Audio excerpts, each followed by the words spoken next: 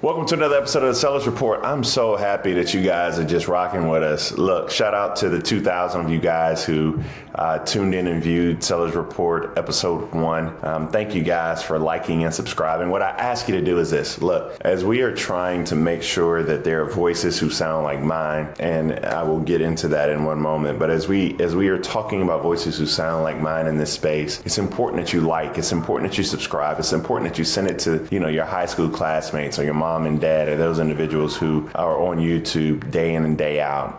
Please support. And I want to start just by giving a special shout out to Joy Reid. Joy Reid is somebody who has been the epitome of Black excellence for so long. And just this week, her show was canceled from MSNBC. And I know, being on CNN, MSNBC, I don't know if we do the crosstalk. I don't know if we're supposed to talk about each other, but the Sellers Report's different. So I can honestly say that Joy Reid is somebody who is a friend of mine. She's someone who I love and respect and adore. She's someone I talk to more than you all know. And her show was something that we look to. I oftentimes say, my mom will call me in the morning and say, did you see last night? Did you see Rachel Maddow or Joy Reid? And I'd be like, Mom, that's the wrong channel. Hoping that she was watching us, but instead she was watching Joy Reid. So I just want Joy to know that I love her, that I adore her. Her show was Black excellence. And I'm concerned about the voices that are being pushed aside. I'm concerned about the voices that are being pushed out. I'm thankful for Laura Coates. I'm thankful for Abby Phillip. I'm thankful for the space that I'm on to allow me to be able to talk about these things. But yeah, you can have some concern and you can actually talk about the fact that Joy Reid meant so much to so many people. So shout out to Joy Reid.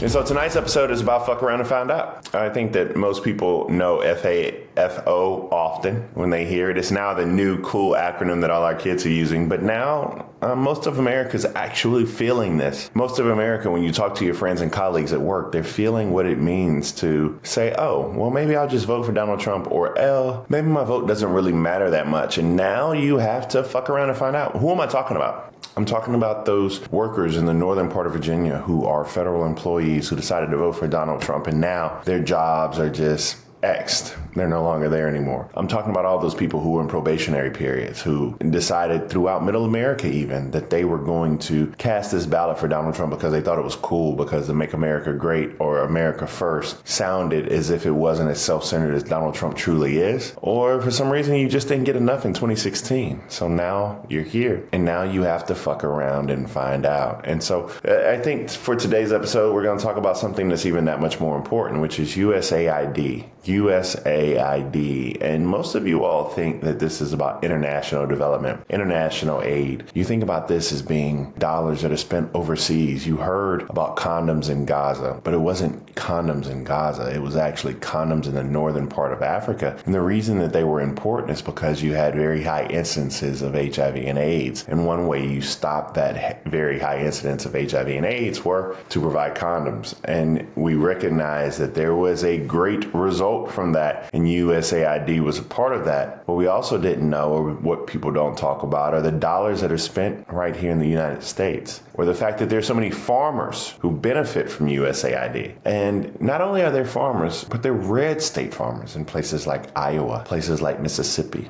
places like Alabama, those places which actually voted overwhelmingly for Donald Trump. We don't have to talk about what was in foreign countries. We can talk about the fact that USAID actually bought so many goods and agricultural products from American farmers that they're now squarely in the middle of FAFO, fuck around and find out. What we're going to talk about is, the simple fact, if you look at the state of Tennessee, who did not vote for Kamala Harris, and many of them actually, if you look back at it, they did not even think about casting their vote for Kamala Harris. They casted their vote for an American First agenda, and they probably cheered when USAID was cutting funding. What they didn't realize, though, is a lot of those dollars are actually going to buy produce agricultural goods from right here in the United States. Look, it's your goose that got cooked. It's nothing more, nothing less than the fact that we are going through this battle and understanding that you all now, and I guess it's we, but I know who I voted for. The question is, who did you vote for? And the elections have consequences. Voted for an individual who didn't have your best interest at heart. And so you're dealing with the results of the fact that you have to fuck around and find out. And even more importantly, we're seeing it in the state of Alabama. In the state of Alabama, it's fascinating to watch this because we've seen the National Institute of Health be cut. And so what happens when NIH is cut? And you hear about all of these federal grants, you hear about all these dollars, but who did it really hurt? You think about the Medical University of South Carolina lost millions of dollars. You think about the University of Texas Southwestern. You think about all of these institutions that lost so much money, but the University of Alabama, Birmingham,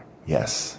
It was the epitome. It's the epicenter of funding in the state of Alabama. But as soon as you start to cut those people, and listen, Katie Britt has done her best. But Alabamans, how do you pronounce it? Alabamians, I don't know. Folk from Alabama. Shout out to my good friend who's the mayor of Birmingham, who's been lifting his voice up, Brenda Woofin. But those folk in Alabama are now learning, they're fucking around and they're finding out because they cut funding and national funding from the National Institute of Health to the University of Alabama, Birmingham, which is the epicenter of funding in the state of Alabama. So look, it doesn't just stop at farmers. It doesn't just stop at research institutions. It's going to go to Medicaid. It's going to go to Social Security.